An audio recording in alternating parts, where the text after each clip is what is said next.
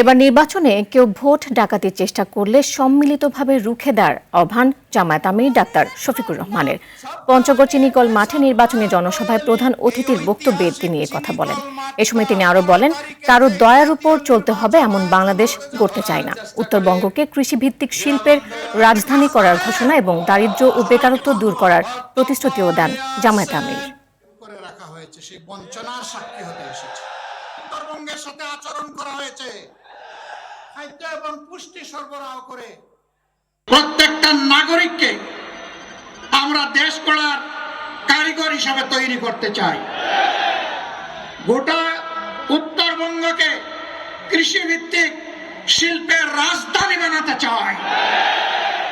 দখলদারি স্বৈরতন্ত্র বিদায় নিয়ে ন্যায় এবং ইনসাফ ভিত্তিক মানবিক বাংলাদেশ সৃষ্টি না হওয়া পর্যন্ত আমরা থামবো না, আমাদেরকে কেউ থামাতে পারবে না ইনশাআল্লাহ।